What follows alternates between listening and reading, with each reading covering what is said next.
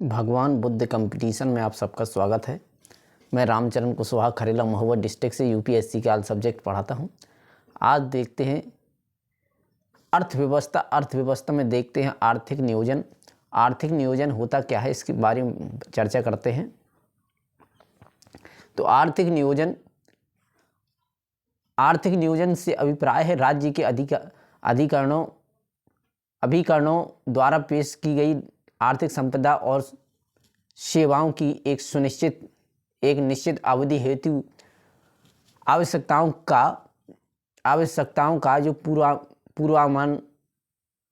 अनुमान लगा सके।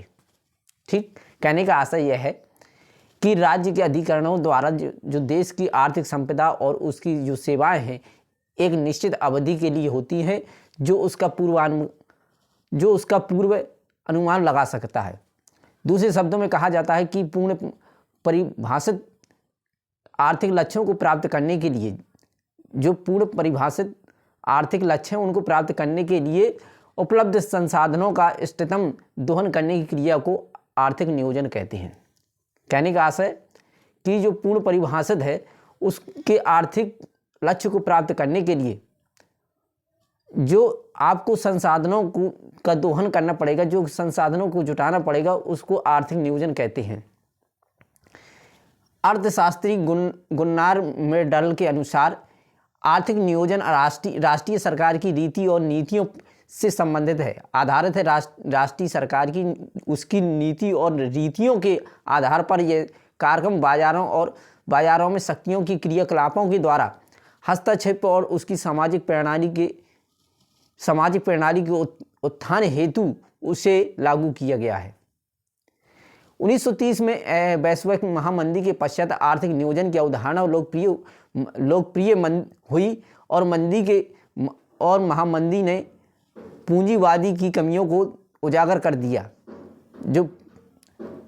दिया क्योंकि पूंजीवाद की मुक्त अर्थव्यवस्था थी, उसके अनुसार व्यापक स्तर को बेरोजगारी, गरीबी और उसकी आय की असमानता और उसके सामाजिक साधनों के प्रति घोर अपेक्षा की स्थिति को जन्म दिया है। इन सभी कारकों ने अर्थशास्त्रियों को इसका विकल्प खोजने के लिए उन्हें बाध्य किया। कहने का आशय यह है कि 1930 में जो वैश्विक महामंदी हुई उसके अनुसार आर्थिक नियोजन की जो अवधारणा बनाई गई, वह बनाई गई कैसे कि महामंदी ने पूंजीवादियों की कमियों को उजागर करने के लिए पूंजीवादी जो मुक्त बाजार अर्थव्यवस्था होगी, बेरोजगारी होगी, गरीबी, आय की असमानता होगी और सामाजिक साधनों के प्रति घोर अपेक्षा की जाएगी और अर्थशास्त्रियों के लिए खोजने के लिए उन्हें बाध्य कर दिया गया। सोवियत संघ यूएसएसआर ने पहली बार राष्ट्रीय नियोजन का विचार रखा कि इसे अपनाना। पहली बार सोवियत संघ ने राष्ट्रीय नियोजन का विचार रखा और इसे अपनाया। एक लंबी चर्चा के बाद यह सोवियत योजना 1928 में 5 वर्षों के लिए आरंभ की गई। संविधान में आर्थिक और सामाजिक नियोजन का उल्लेख 7वीं अनुसूची और समवर्ती सूची में मिलता है। कहने का आशय यह है कि जो संविधान में इसका विवरण मिलता है वो आर्थिक और सामाजिक नियोजन का वो 7वीं अनुसूची और समवर्ती सूची में मिलता है।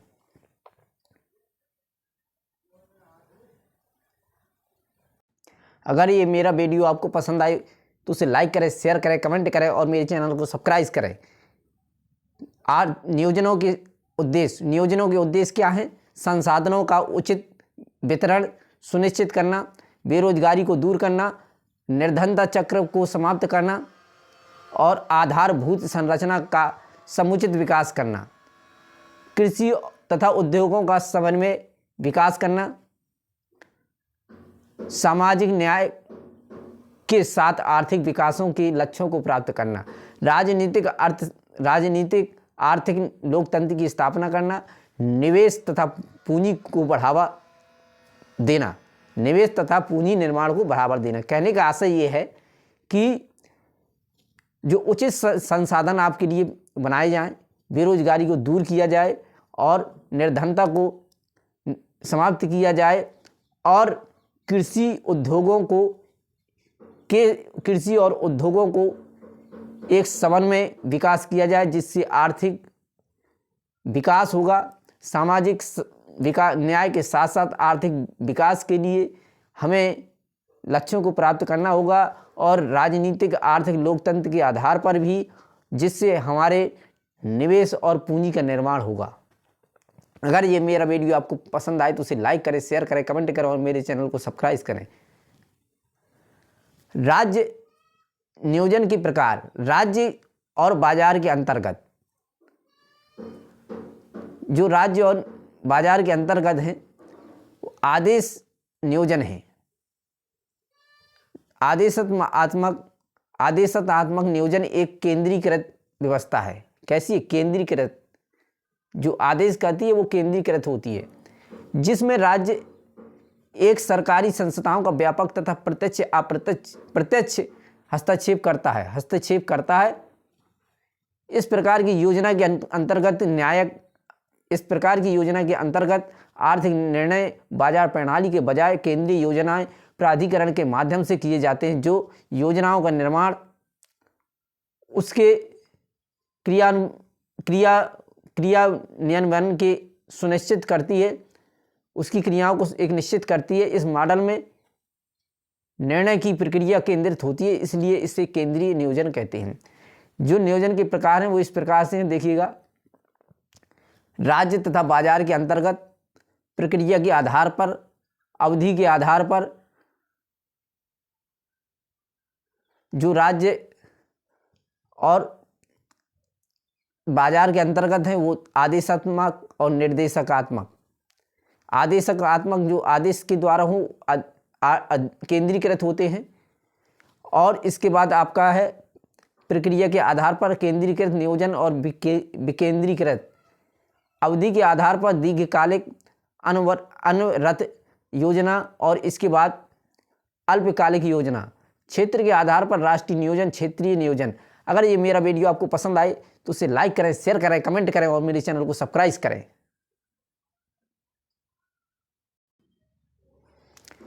निर्देशात्मक नियोजन क्या है? निर्देश नियोजन एक विकेंद्रीकृत व्यवस्था है। जो आदेशात्मक थी वो केंद्रीकृत थी, और जो निर्देशक नियोजन है वो विकेंद्रीकृत व्यवस्था है, जिसमें राज्य एवं सरकारी संस्थाओं का नियोजन में सांकेतिक एवं परोक्ष हस्तक्षेप होता है।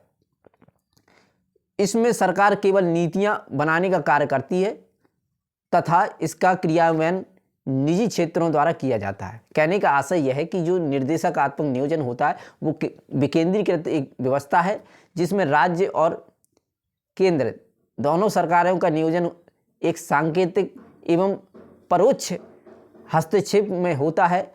जो सरकार केवल नीतियां बनाती है, केवल इसमें सरकार नीतियां बनाती है और इसका क्रियान्वयन निजी क्षेत्रों द्वारा किया जाता है। लक्ष्य की प्राप्ति की रणनीति के आधार पर संरचनात्मक नियोजन। यदि आर्थिक लक्ष्य प्राप्ति के लिए संसाधनों के वर्तमान स्वामित्व के ढांचे, उत्पादन की अवधि एवं संस्थागत व्यवस्था में आमूलचूल परिवर्तन किया जाए तो संरचनात्मक नियोजन कहलाता है। कहने का आशय यह है, यदि लक्ष्य को एक वास्तविक संसाधनों द्वारा एकत्र ढांचे के द्वारा माध्यम से एक ऐसा व्यवस्थित किया जाए जिससे आमूलचूल परिवर्तन हो जाए, जिसे संरचनात्मक नियोजन कहते हैं। भूमि सुधार, बैंकों का राष्ट्रीयकरण आदि अर्थव्यवस्था में संरचनात्मक परिवर्तन करके अर्थव्यवस्था की आधारभूत क्षमता को बढ़ाई जा सकती है। कार्यात्मक नियोजन क्या है? यदि आर्थिक लक्ष्यों की प्राप्ति के लिए संसाधन स्वामित्व के ढांचे, उत्पादन की विधि अथवा संस्थागत है, व्यवस्था में कोई मूलभूत परिवर्तन लाने की बजाय उसके अनुकूलतम दोहन की रणनीति अपनाई जाती है तो यह प्रक्रियात्मक नियोजन कहलाता है। जैसे हरित क्रांति के द्वारा कृषि क्षेत्र में यह विधि अपनाई गई। हरित क्रांति का लाभ कहाँ हुआ है, किन किन प्रदेशों में हुआ, कमेंट करें जल्दी से। अगर मेरा वीडियो आपको पसंद आए तो उसे लाइक करें, शेयर करें, कमेंट करें और मेरे चैनल को सब्सक्राइब करें। अभी वही उसी देश के उसी राज्य के किसान ही आंदोलन कर रहे हैं, क्योंकि उन्हें पता है कि जो हरित क्रांति के द्वारा हम लोगों का स्तर बढ़ा, हम लोगों की आर्थिक स्थिति बढ़ी। अगर वो प्रदेशों के नाम कमेंट करें, जल्दी करें कि हरित क्रांति के माध्यम से किन प्रदेशों को अधिक फायदा हुआ है, लाभ हुआ है, कमेंट करें जल्दी से। प्रक्रिया के आधार पर केंद्रीकृत नियोजन में समस्त आर्थिक निर्णय केंद्रीय सत्ता द्वारा लिया जाता है। केंद्र की सत्ता के द्वारा सब निर्णय लिया जाता है। अतः इस प्रकार का नियोजन साम्यवादी देशों में अपनाया जाता है। इसे ऊपर से नीचे की ओर नियोजन भी कहते हैं। इसे ऊपर से नीचे की ओर, क्योंकि ऊपर केंद्र है, जो केंद्र सरकार बैठती है ऊपर केंद्र में। इसके बाद राज्य सरकारें हैं, ठीक। तो इसी के प्रकार से ऊपर से नीचे की ओर आए हैं। ये राज्य हैं, ये आपके सब राज्य हैं, पहला राज्य, दूसरा राज्य, इसी प्रकार से सब राज्य हैं। तो ऊपर से नीचे की ओर आए हैं। विकेंद्रीकृत नियोजन, इस प्रकार के नियोजन में कुछ विशेष निर्णय केंद्रीय सत्ता द्वारा लिए जाते हैं तथा विशेष समस्त निर्णय लेने के अधिकार निम्न स्तरीय संस्थाओं को होता है तथा इस प्रकार का नियोजन प्रजातांत्रिक देशों में पाया जाता है, जो नीचे से ऊपर की ओर नियोजन भी कहते हैं। जिसे ऊपर से, जो नीचे से ऊपर की ओर, और आपके अभी आया था ऊपर से नीचे की ओर, इसमें है नीचे से ऊपर की ओर। चूंकि कहने का आशय यह है कि इस प्रकार के नियोजन में कुछ विशेष निर्णय केंद्रीय सत्ता द्वारा लिया जा सकता है, बस, सभी नहीं। और शेष जो निर्णय होंगे वो प्रदेश स्तर की सरकारें लेंगी या निम्न स्तर की संस्थाएं होंगी जो भी वो निर्णय लेंगी। इसलिए कहते हैं नीचे से ऊपर की ओर। अगर ये मेरा वीडियो आपको पसंद आए तो उसे लाइक करें, शेयर करें, कमेंट करें और मेरे चैनल को सब्सक्राइब करें। भारत में वर्ष 1993 में 33वें तथा 74वें संविधान संशोधन के द्वारा स्थानीय संस्थाओं को संवैधानिक स्वरूप प्रदान करते हुए विकेंद्रीकृत नियोजन की दिशा में आगे बढ़ने का प्रयास किया गया है। कब? 1993 में 73 और 74 संविधान जो संशोधन हुआ, उसमें संवैधानिक रूप से विकेंद्रीकृत नियोजन की दिशा में आगे बढ़ने का प्रयास किया गया है। अवधि के आधार पर दीर्घ अवधि नियोजन के अंतर्गत लक्ष्यों तथा रणनीतियों का निर्णय एक लंबे समय के लिए 10 वर्ष या उससे अधिक, 10 वर्ष या उससे अधिक, जैसे विजन 2020, राष्ट्रीय जनसंख्या नीति 2000, इसका दीर्घकालिक लक्ष्य 2070 तक देश की जनसंख्या की दर की स्थिर करना है।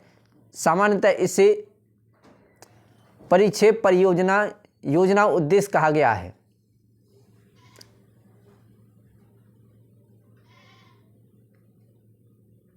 अगर ये मेरा वीडियो आपको पसंद आए तो उसे लाइक करें, शेयर करें, कमेंट करें और मेरे चैनल को सब्सक्राइब करें।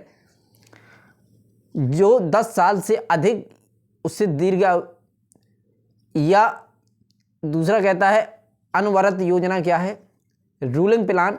इस योजना के अंतर्गत दीर्घकाल के लिए योजनाओं के लक्ष्य और रणनीतियों का निर्धारण किया जाता है तथा वार्षिक आधार पर उसका मूल्यांकन करते हुए संशोधित लक्ष्यों का निर्धारण भी किया जाता है, जिससे निश्चित समय सीमा के भीतर लक्ष्यों को प्राप्त किया जा सके। कहने का आशय यह है कि इसके अंतर्गत अनवरत योजना जो है, इसके अंतर्गत दीर्घकाल में जो भी लक्ष्य रखे गए हैं उनकी जो नीतियां बनाई जाएंगी वो वर्ष के आधार पर ही, और उनका वर्ष के आधार पर मूल्यांकन किया जाएगा। उसमें जो भी संशोधन हो उसे संशोधन किया जाएगा। एक निश्चित सीमा के भीतर ही इस लक्ष्य को प्राप्त किया जा सकता है। भारत में वर्ष 1978 में जनता पार्टी सरकार द्वारा अनवरत योजना शुरू की गई थी। बजट भी एक वार्षिक वित्तीय वितरण है। जो बजट है अपना वो एक वार्षिक वित्तीय वितरण है। अपना बजट कब शुरू होता है, कब खत्म होता है, कृपया जल्दी से कमेंट करें और मेरे चैनल को सब्सक्राइब करें। आगे देखते हैं क्या है अल्पकालिक योजना। अल्पकालिक नियोजन क्या है? सामान्यतः वार्षिक आधार पर योजना के लक्ष्यों और रणनीतियों का निर्धारण करना अल्पकालिक योजना कहलाती है। यह अवधि 3 या 4 वर्ष तक की होती है। कितनी? 3 या 4 वर्ष की होती है जो अल्पकालिक होती है। अगला देखिएगा, क्षेत्र के आधार पर। क्षेत्र के आधार पर है क्या? राष्ट्रीय नियोजन जब शीर्ष केंद्रीय संस्था द्वारा राष्ट्रीय स्तर पर योजनाओं के लक्ष्यों और रणनीतियों का निर्धारण किया जाता है तो उसे राष्ट्रीय नियोजन कहते हैं। जैसे 12वीं पंचवर्षीय योजना में 8% आर्थिक समृद्धि दर का लक्ष्य रखा गया और स्वच्छ भारत मिशन का क्रियान्वयन करना था। कहने का आशय यह हुआ कि जो शीर्ष केंद्रीय संस्था है वो केंद्रीय संस्था अपने राष्ट्रीय नीचे स्तर वालों को योजनाओं का लक्ष्य और उसकी नीतियों का निर्धारण करेगी। उसे राष्ट्रीय नियोजन कहते हैं। जैसे 12वीं पंचवर्षीय योजना में 8% आर्थिक समृद्धि का लक्ष्य रखा गया था और स्वच्छ भारत अभियान के लिए जो हमने कार्य किया उसे राष्ट्रीय नियोजन के माध्यम से। क्षेत्रीय नियोजन क्या है? जब किसी क्षेत्र विशेष की आवश्यकताओं को ध्यान में रखकर योजनाओं के लक्ष्य और रणनीतियों का निर्धारण किया गया जाता है तो उसे क्षेत्रीय नियोजन कहते हैं। कहने का आशय यह है कि जब क्षेत्रीयों के द्वारा विशेष ध्यान दिया जाए और उसके लक्ष्यों को और उसकी नीतियों पर विशेष काम किया जाएगा उसे क्षेत्रीय नियोजन होगा। प्रायः क्षेत्रीय नियोजन राष्ट्रीय नियोजन का हिस्सा ही होता है। जैसे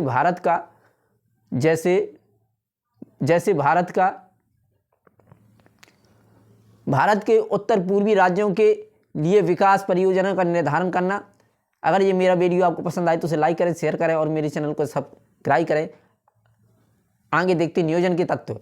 जो नियोजन के तत्व एक प्रभावी नियोजन के लिए निम्न तत्वों का आवश्यक होना जरूरी है।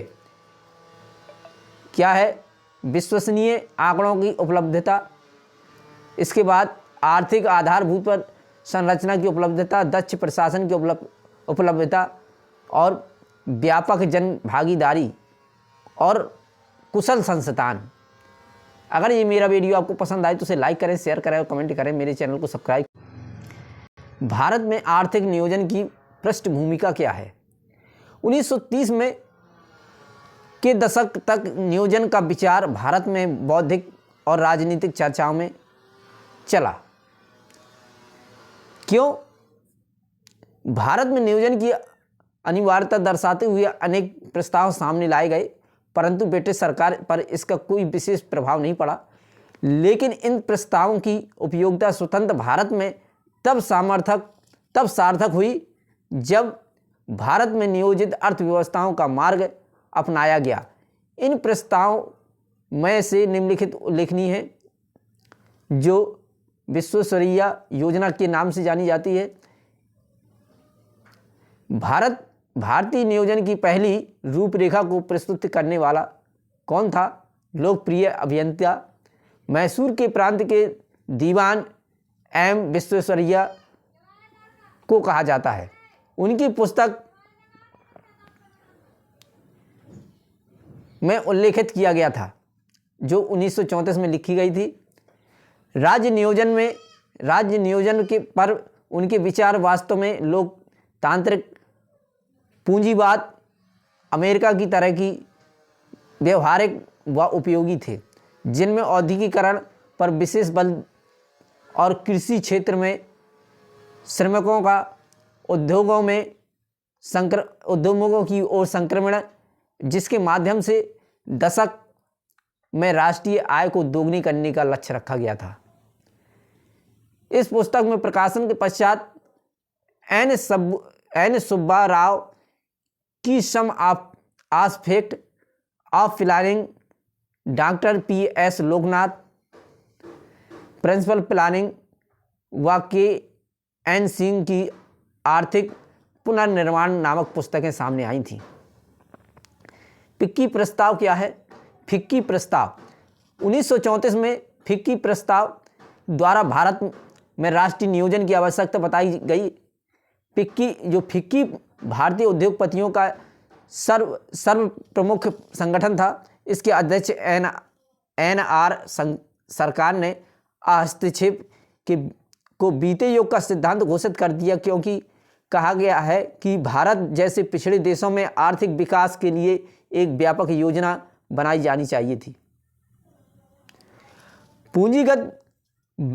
पूंजीगत वर्ग की राय जाहिर करते हुए उन्होंने एक उच्च शक्ति युक्त राष्ट्रीय योजना की आवश्यकता बताई, जो नियोजन की संपूर्ण प्रक्रिया का समन्वय करे, जिससे देश का अतीत के साथ साथ संरचनात्मक विच्छेद हो और वह अपनी उन्नति के संपूर्ण क्षमताओं का उपयोग करे। किसका? उन्नति और अपनी संपूर्ण क्षमताओं का उपयोग करे। कांग्रेस की योजना क्या थी? कांग्रेस अध्यक्ष सुभाष चंद्र बोस की पहल पर 1938 में राष्ट्रीय योजना समिति NPC का गठन किया गया और जवाहरलाल नेहरू इस समिति के अध्यक्ष बनाए गए। इस समिति को जिम्मेदारी दी गई क्या कि अर्थव्यवस्था के सभी प्रमुख क्षेत्रों के विकास की ठोस नीति एवं कार्यक्रम तैयार किए जाएं। ठोस नीति और उसके कार्यक्रम तैयार किए जाएं। सीमित समिति के कार्य में द्वितीय विश्व युद्ध के कारण बाधा पहुंची तथा समिति 1948 में पहली रिपोर्ट अपनी जारी कर पाई। वर्ष 1944 में 8 अग्रणी उद्योगपतियों ने भारत के आर्थिक विकास की योजना तैयार की और उसे प्रकाशित किया। An plan of economic development of India, a plan of economic development of India नामक इस योजना में 15 वर्ष में 10,000 करोड़ रुपए व्यय के माध्यम से प्रति व्यक्ति आय की दोगुनी करने की योजना की थी। अभी करंट में आपकी चल रही है किसानों की दोगुनी आय कितनी होनी चाहिए? कमेंट करें कितनी है, कितनी किस्तों में वो पैसे आते हैं। कमेंट करें, जल्दी से शेयर करें, जल्दी से कमेंट करें।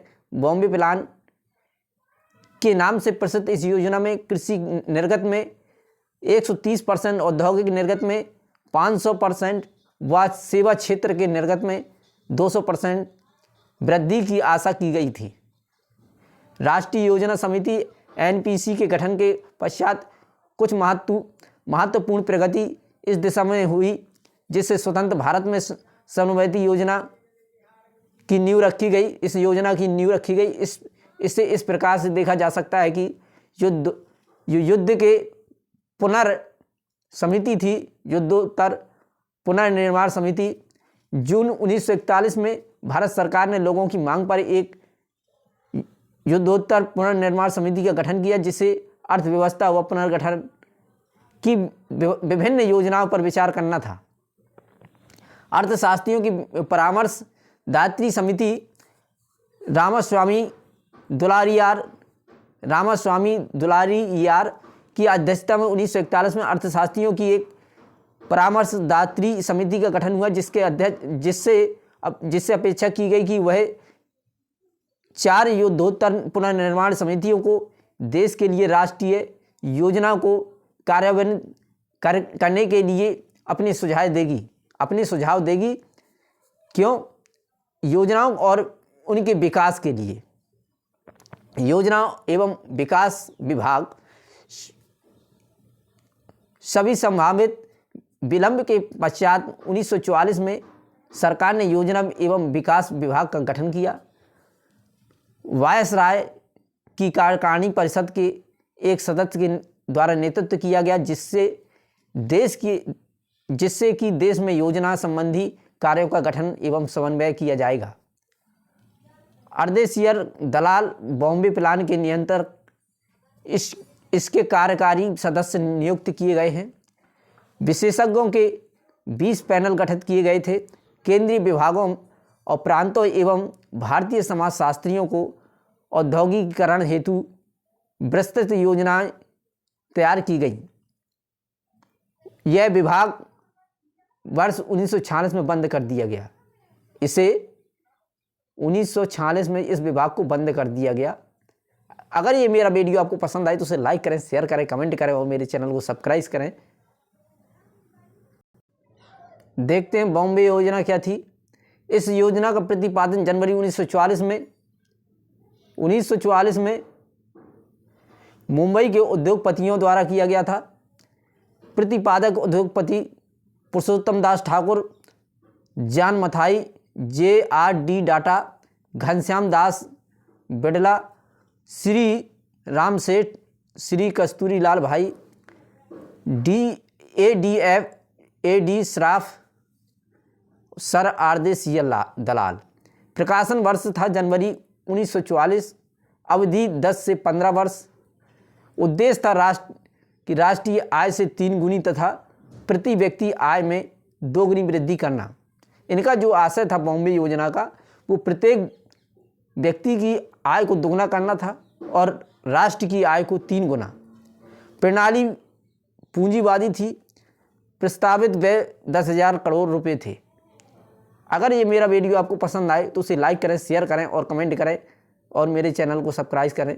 जो कांग्रेस योजना 1938 में भारत में नियोजन की आवश्यकता और संभावना पर विचार करने के लिए भारतीय राष्ट्रीय कांग्रेस ने राष्ट्रीय नियोजन समिति का गठन किया है। इस समिति के अध्यक्ष पंडित जवाहरलाल नेहरू थे। गांधीवादी योजना प्रतिपादक गांधीवादी विचारक श्री मन्ना नारायण। प्रकाशन 1944 में। उद्देश्य था जन समुदाय के जीवन स्तर को न्यूनतम निर्वाह स्तर तक लाना। विशेष कार्य था इसका सहकारी कृषि तथा लघु उद्योग एवं कुटीर उद्योगों को बढ़ाना। प्रस्तावित व्यय जो किया गया 3500 करोड़ रुपए। जन योजना क्या थी? प्रतिपादक MN राय। प्रकाशन 1945 में। जो प्रणाली थी साम्यवादी थी। उद्देश्य इसका जनता की आधारभूत आवश्यकताओं की पूर्ति सुनिश्चित करना। उद्देश्य क्या था?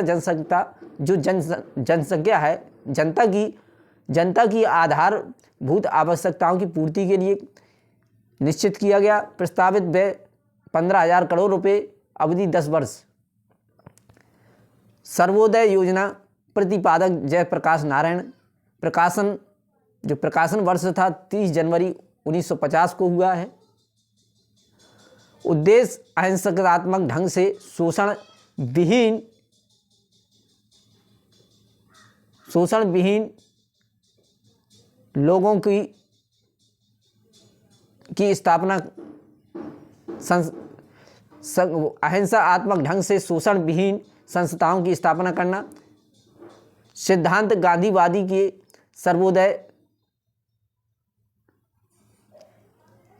सर्वोदय सिद्धांत पर आधारित।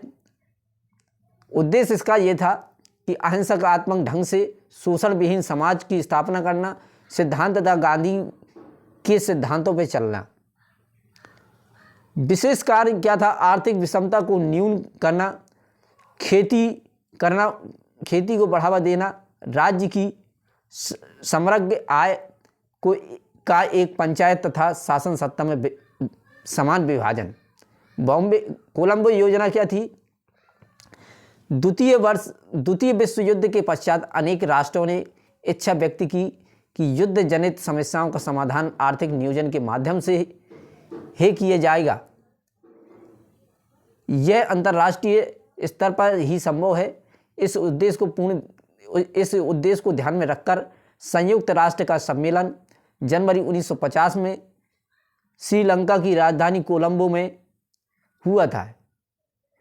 इसमें भारत सहित 26 देशों ने भाग लिया। कितने देशों ने? भारत सहित 26 देशों ने भाग लिया। सामूहिक संभावित विकास के लिए योजना तैयार की गई, जिसमें कोलंबो योजना का नाम दे दिया गया। कोलंबो में की गई, इसलिए कोलंबो योजना। अगर ये मेरा वीडियो आपको पसंद आए तो उसे लाइक करें, शेयर करें, कमेंट करें और मेरे चैनल को सब्सक्राइब करें। भारत में आर्थिक नियोजन का उद्देश्य क्या था? भारत में मिश्रित अर्थव्यवस्था है। कई बार ये क्वेश्चन पूछा गया है, पीसीएस में भी पूछा गया कि भारत की अर्थव्यवस्था किस प्रकार की है, तो मिश्रित अर्थव्यवस्था है। इस प्रकार यहाँ नियोजन पूंजीवादी और समाजवादी दोनों हैं। समाजवादी और पूंजीवादी दोनों प्रकार की अर्थव्यवस्थाओं पर आधारित है। देश के आर्थिक विकास के लिए निजी एवं सार्वजनिक क्षेत्रों आवश्यक हैं। सार्वजनिक जो क्षेत्र उनको आवश्यक है क्या? नियोजन में इन क्षेत्रों पर समान बल दिया जाता है। इस प्रकार भारत सरकार के आदर्श प्रजातांत्रिक समाजवाद पर आधारित है, जिसका मूल अर्थ है प्रजातांत्रिक मूल्यों के साथ समाजवाद है। कहने का आशा यह हुआ, इसका जो मूल अर्थ है वो प्रजातांत्रिक मूल्यों के साथ समाजवाद है।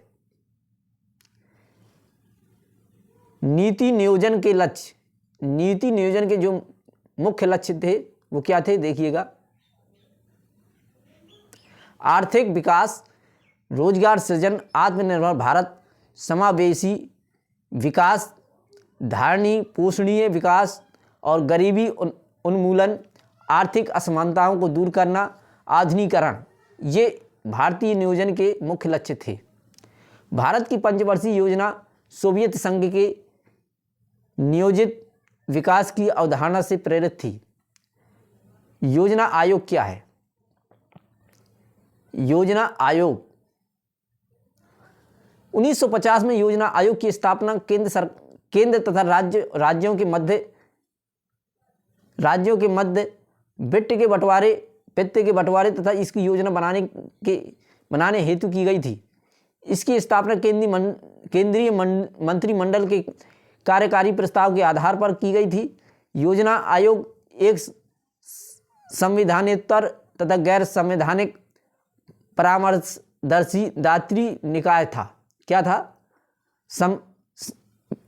संविधानेतर और गैर संवैधानिक परामर्शदात्री निकाय था, जो केंद्र तथा राज्यों के बीच वित्त के बंटवारे थे। आगे देखते हैं योजना आयोग में एक अध्यक्ष का प्रावधान था। भारत का प्रधानमंत्री योजना आयोग का पदेन अध्यक्ष होगा। कौन होगा? जो भारत का प्रधानमंत्री होगा वो योजना आयोग का पदेन अध्यक्ष होगा। आयोग का एक उपाध्यक्ष भी होता था, जो कि इस संस्था में कार्य करता था। अध्यक्ष की एक उपाध्यक्ष होता था, जो कि इस संस्था में कार्य करता था। उपाध्यक्ष की नियुक्ति मंत्रिमंडल की सिफारिश पर की जाती थी। इसे कैबिनेट मंत्रियों के स्तर का दर्जा दिया जाता था।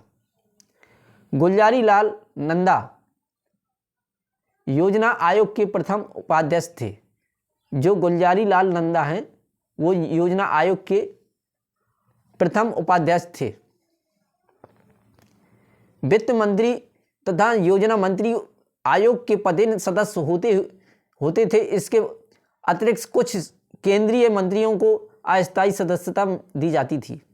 आयोग के 7 पूर्णकालिक सदस्य होते थे, जिन्हें राज्य मंत्री का दर्जा प्राप्त होता था। कहने का आशय यह है कि इस जो गुलजारीलाल नंदा आयोग योजना के उपाध्यक्ष थे, इसमें एक वित्त मंत्री तथा योजना मंत्री के पदेन सदस्य भी होते थे। इसमें कुछ मंत्रियों के द्वारा कुछ मंत्रियों को अस्थायी सदस्यता दी जाती थी, स्थायी नहीं अस्थायी, और आयोग के 7 पूर्णकालिक सदस्य थे जिन्हें राज्य मंत्री का दर्जा प्राप्त था। योजना आयोग के कार्य क्या थे? देश की आर्थिक समृद्धि एवं विकास हेतु योजना निर्माण करना, देश में भौतिक पूंजीगत तथा मानव संसाधन का मूल्यांकन करना,